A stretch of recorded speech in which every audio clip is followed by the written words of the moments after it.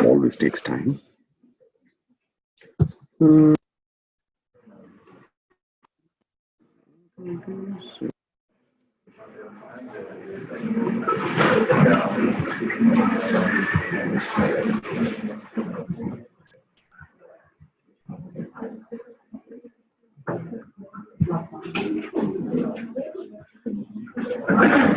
So we were discussing yesterday about the problem of choice. And because of the problem of choice, we discussed about a concept of opportunity cost. Opportunity cost is a very important concept in micro and macro economics.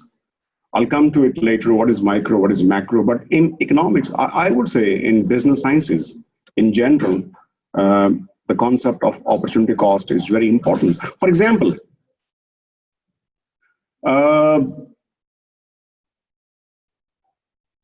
the company manager wants to invest X amount of surplus savings in research and development so that the company can grow faster. The size can be bigger, the product, the process quality can improve, the customers are happy with you, and thus you have a better market reputation and share. On the contrary, the shareholders are forcing you to give them share of profits. They say, hey, our patience is running out now. If you undertake this R&D project, it might take you ages before it matures, and there's no guarantee even if it will be successful, right? So why don't you give us profits? We don't want to stick with your plans for a long time because we are shareholders. We are not really wedded to your company. If you don't give us profits, we start selling our shares. As a result, the market price will go down. Okay, it's your loss. Make a decision. So in that case, the CEO of a company, and you will also be in that situation once upon a time in the future. When you make a decision in the capacity of the CEO of a company, that should you go this way or that way? Should you invest in R&D? And think about the long term. You are thinking with a long-term perspective. Or should you make your shareholders happier by giving them dividends, the share of profits? So you are in a catch-22 situation, this way or that way. In the fire or in the fire pan, you make a decision. So you have a choice. So here, this is a real life example. I got this example from Harvard Business Review.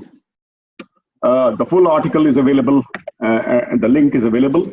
And what I'm trying to say here, why the picture is overlapping here?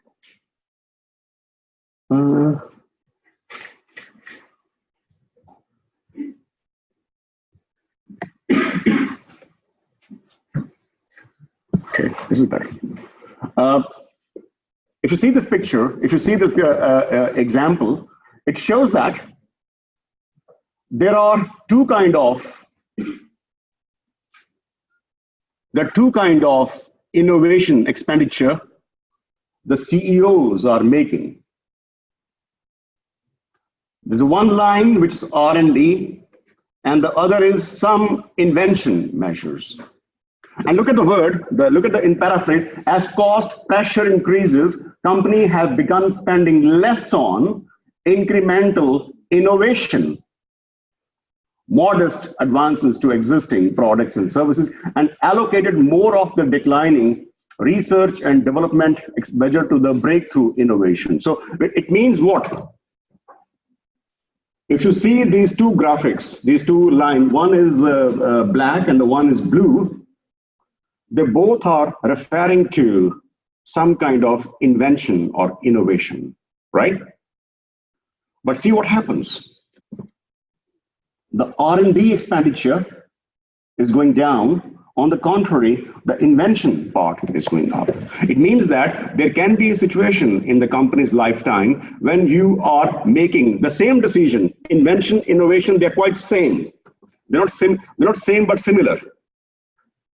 And even in this one decision, the companies are struggling that they are not going to invest in those modest R&D expenditures. Rather, because of the cost pressure, they are thinking, should they invest in the short-term innovation or long-term innovation? The short-term innovation could be that you can slightly change the product design a little bit, logo, shape, little bit of add-on service, add-on feature. The long-term innovation could be that you are designing an outrightly new product or a new model altogether. So there could be a choice. When you are CEO or a CFO of a company, you have to make a decision about, say, the topic is about the well-being of employees. Should you give them additional services, or should you give them some extra services in the office premises? Should you make a new room where they can play table tennis or billiards, or have this extra room for drinking coffee or having some small party? Or should you use that for your board meetings and give extra bonus? So the decisions, even though the action is same, and what is saying, you want to add to the welfare of your employees, but then you make it. Okay. In this case, you can the one graph which I encircled in red. You can see that one form of R&D expenditure is going down, but on the contrary, the invention which you make to the product is, and the other way around in many cases. So you're always in a situation when you make a decision, should you go this way or that way? That is how, this is a very practical. The Harvard Business Review is a very important, very famous journal for researchers and for business practitioners. The beauty of this journal is that not only academic read it, but even the top business people, it's a very applied research journal. Okay, so the research is very important here, that you can increase one form of invention, but you have to decline the other form of invention. There is a price. So all the R&D, which is falling down in the blue line, to increase the invention output expenditure on the black line. What does it show? It shows basically that there is a change in ones plus change, and there is a change in other variable minus variable. So there is a change in, there is a positive increase, let's say, in invention output measures by how many patents you have, but there is a decline in the R&D expenditure. So if you compare from one period to the other period, let's say from here to here, you find that there is an increase in one, but there's a decrease in other. All right, and this trade-off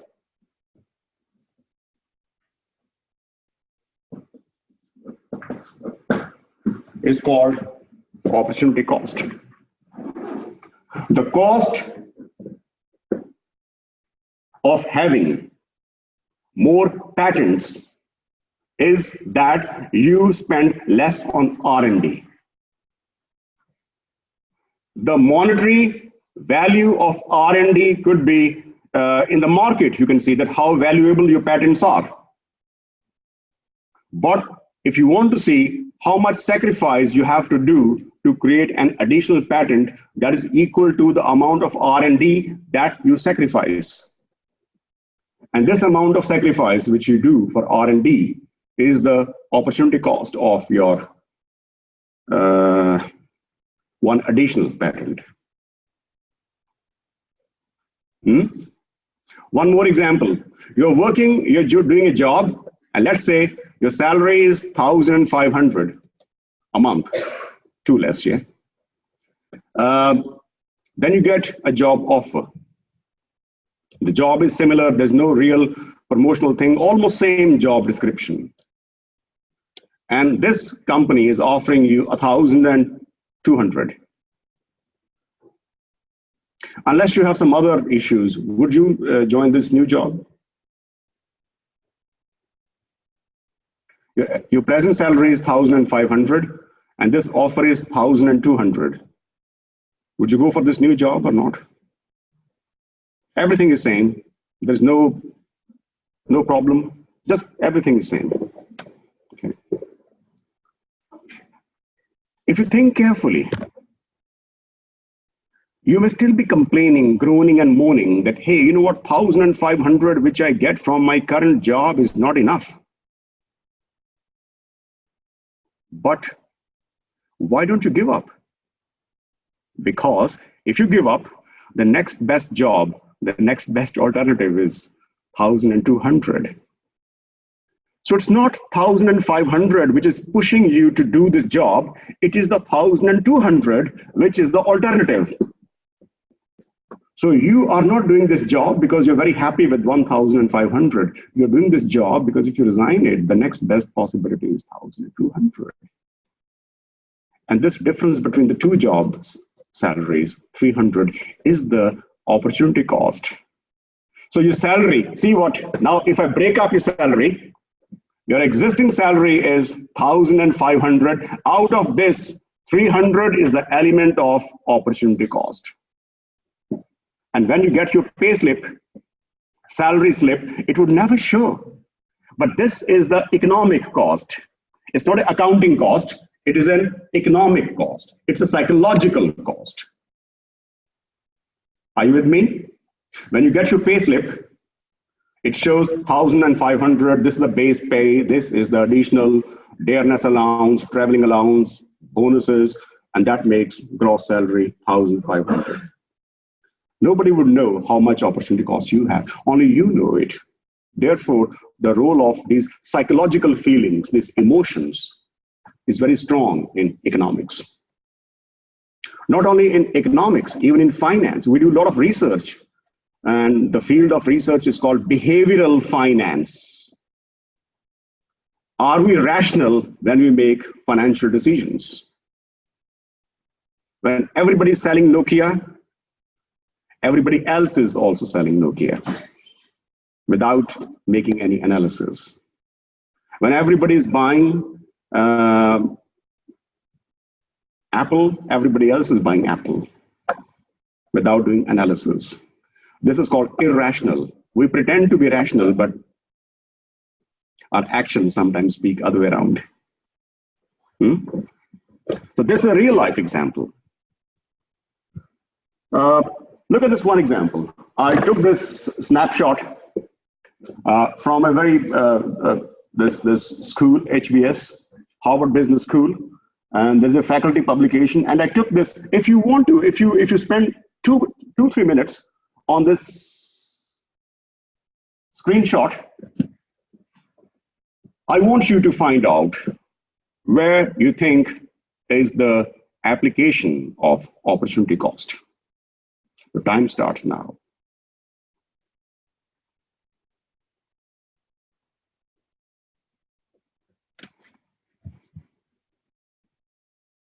Sorry about it. So there is a situation when you are thinking that should you give profits to shareholders now and create some positive vibes or a hype about the company in the stock market, or should you save this money and invest in the research and development projects and the innovation activities, which definitely can have a dent in the short period. It's a hole in the pocket, but in the future, all else being equal, will push your company's value up. Do you get my point? So this is a situation which the CEO, the CFO, the top managers of the company have to live with day in, day out. There are many examples. As a matter of fact, it shows that the whopping 78% of CEO and CFO are of the opinion that, you know what, our heart will start bleeding if I speak the truth, but the fact is that we can never compromise sharing profits with the investors, even though it means that we are cutting our long-term growth prospects. Opportunity cost.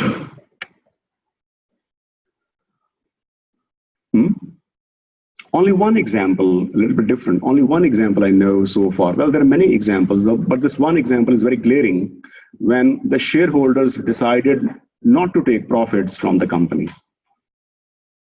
So even if company is giving you profits, right, and you refuse to take it, can it happen? Imagine I'm the CFO of a firm. I have lots of money, my company is doing a great job, and you are my shareholders. And I'm saying, hey, you know what? I'm so happy with you that you being with me. You have been loyal to me. You gave me money when I needed the most. And now the company is doing a great job, great performance. And as a token of gratitude, I want to share my profits with you. And you say, Sept, don't do it. Not even dare to do it. Can it happen? Can this situation arise? Maybe some startup company or some technology. Excellent, excellent, excellent. Because the plan is to make profit in 2030. Exactly. There we are. Very good description. And the company in the real life example is known as Microsoft. Microsoft, in its heyday in the 90s, the whole decade, did not give a single cent of dividend to its shareholders. Not because it didn't have money. It had lots of money, but the shareholders didn't want it. Why they didn't want it? Because their argument is that, you know what? So they're addressing to Microsoft CEO, the shareholders. Okay, you give us money. Let's say $2 a year for every $10 of investment, right? We take that $2 home. We find that our grocery kitchen is full. There's no need to buy anything. Then we again take this $2, go to stock market and buy your shares again. Why don't you use it then? Why don't you keep recycling it? Because we trust you, we like you.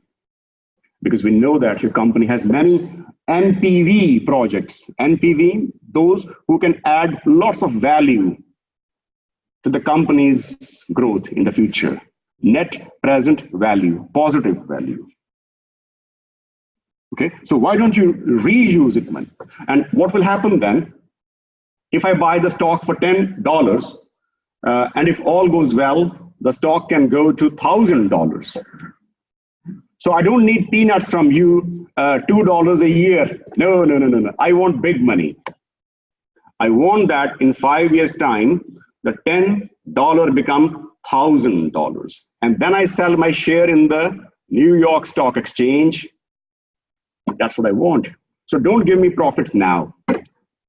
So there could be situations when the shareholders actually force you not to share profits with them and keep recycling. And you're very right, in the startups, when you need a gestation period, you need a time when the investors don't take money away, you keep recycling, and you're right, these startups, especially in technology or the growth companies, yeah?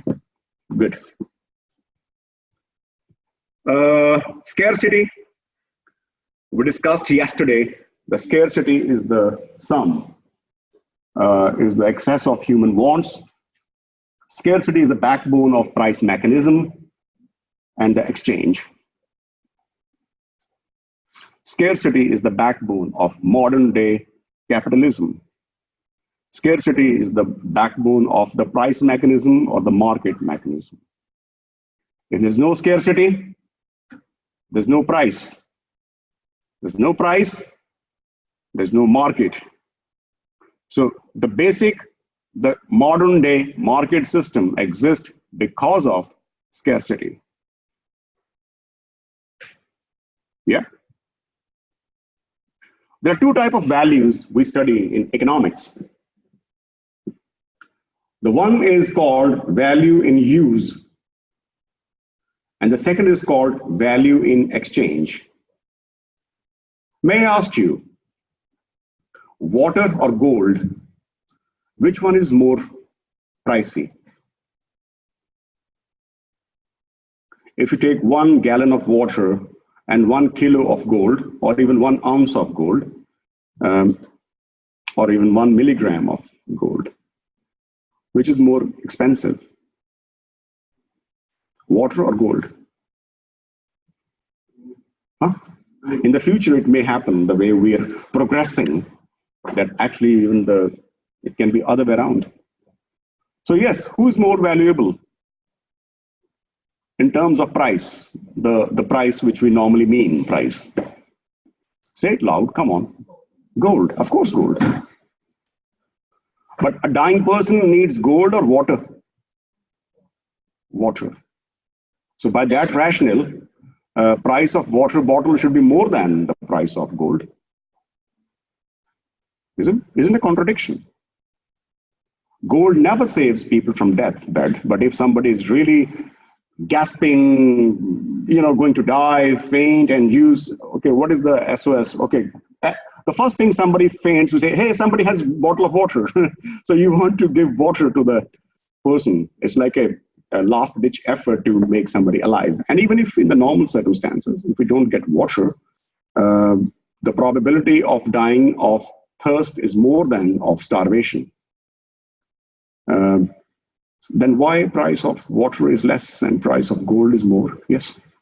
Because gold is more rare. It's harder to get. Scarcity. Scarcity. Till now, even though we are doing all kind of pollution to the water, we are doing all kind of the very bad things to our environment, still the gold is scarer than water. Okay? Now here comes two values. One is value in use and the value in exchange. The value in use is which is more useful. You said that water is more useful than gold, isn't it? So this value in use. Ask a dying man of thirst how much he or she would pay for a bottle of water. Right? Now that is the value in use. The other is value in exchange. Exchange means the market mechanism. And who is in the market? Buyers and sellers. Because of scarcity of gold, I would say a relative scarcity of gold, the price of gold is more than the price of water. Which price I'm talking about? Value in exchange. But if you see the value in use, as I said a couple of times before, water is more important or valuable than the gold. I haven't seen anybody dying because of lack of gold. I'm sure I can die because of any reasons, but never because of lack of gold. I don't like it. So this is how important scarcity is. And then we discussed about the scarcity. And then there's a budget constraint. The budget constraint is very important. When you go for your grocery shopping every weekend, do you come across the budget constraint or not? Do you go with the big wallet? Do you go with, are you bent upon spending 1 million euros on your weekly kitchen budget? Do you go with this kind of mindset? Well, actually, I go with this kind of mindset, even though I don't have money. So then I become realistic. So there's a budget constraint. So you have to live within the budget. Okay. So that shows that we use the opportunity cost. Why I'm spending so much time on this concept? Because this concept has very far-reaching consequences as your other courses start also next semester. You will see that you are not escaping from opportunity cost anywhere. So there's no escape. That's why I'm emphasizing this concept a lot. Scarcity gives us or poses three for us: what to produce, how to produce, whom to produce. Yesterday we were discussing about the choice between food and clothing. Why did we choose food and clothing? Because in our very oversimplified model, perhaps food and clothing were the only most important requirements. So that, and since you know that, the resources are scarce. You have to use them very wisely. So you only produce those goods which are most important, whose demand is most intense. Okay, so if I make the categories of products and services, we have the necessities. Necessities or essentials are those, if you don't consume them, your life, your dignity can come in danger. Food, clothing, shelter. Can you live without them? No. Right?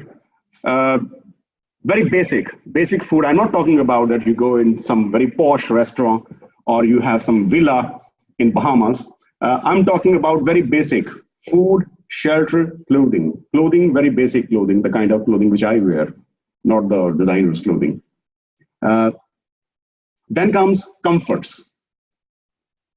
Comforts are something which can make your life better, little bit additional convenience, but they are not so essential if you go that way. And then comes luxuries. Luxuries are, you have some, all these examples which I often give, very luxurious lifestyle of some very rich people. But the point I'm trying to make here is that if your country start producing luxuries, whereas majority of the population is middle income or the lower middle income or poor people, then you are not making a right decision what to produce. What to produce shows that what are your country's or your people's priorities, what is most intensely required, and then you filter out less essential products. Okay. There are many dictatorial countries in the world where people are monarchs, dictators. Population is below poverty line, but they are bent upon building up their nuclear arsenal. They experiment with those funny toys, missiles every now and then. But if you look at the people, they are not having 2 square meals to eat a day. It is because those people have not decided rationally. Well, their rationals say that they are right, but if you go with the popular perception, they are not producing what they should have produced. They should have produced more food for people. They should have produced more schools for people, kids. They should have focused more on training, on opening up some applied sciences universities like YUMC or these kind of things. Okay. How to produce is a second question. And this also comes from yesterday's picture of production possibility curve. How to produce? How to produce? Food and clothing, we were discussing yesterday. Just imagine, for the sake of argument, that food is labor intensive. Okay, which means that for food, you definitely must have more labor. And you can do without too much of capital, like farming is done in many developing countries. And let's further assume that clothing requires more capital and less labor. And your country has more labor than capital. So if I go back, this picture. Imagine this is your production possibility curve. This is clothing, yeah? Clothing requires more capital than labor. Food requires more labor than capital. And your country has more labor. Labor is more, there is less amount of capital in the country. Of course, it's possible that in many countries you have certain, like in developing countries, like in India, you have more labor than capital. Whereas in the Western countries, you might find scarcity of labor. in comparison to the capital. In Canada, in Australia, land is scarce, labor is scarce, capital may be scarce, but land is too much. So there is no problem how much land you bring under cultivation, agricultural operations. But let's keep it simple. If food is labor intensive, means more labor required, clothing is more machinery or capital intensive, more capital required, and your country has more labor, less capital, which side of this curve would you be? Towards horizontal axis or more towards the vertical axis? More towards the vertical axis, because your resources don't permit you to go more for clothing, because you don't have too much capital, you have more of labor. So this also gives us a food for thought that depending upon the scarcity, we also decide how to produce. How to produce means we have to produce those products which are labor intensive, as per the example. The definite choice would be food than clothing. For whom to produce? That's very important. Who are you catering to? Who is your target audience? For whom to produce? Of course, for your people. And if you want to know your people, you need to understand their characteristics, their income stature, their demography. Demography means their gender, their age composition, their background, what kind of ethnicity they have. So all these features you must know. So production possibility curve is not a curve per se. It is related to three most important, I would say, strategic decisions which the country's planners, economists, politicians, they have to face day in, day out. What to produce, how to produce, and for whom to produce. For whom to produce. I give a tweak here. I slightly make a twist. Your country has more labor than capital. Food is more labor intensive. And the lady said that then obvious choice is that you are producing more towards, because that's the efficient, economically efficient.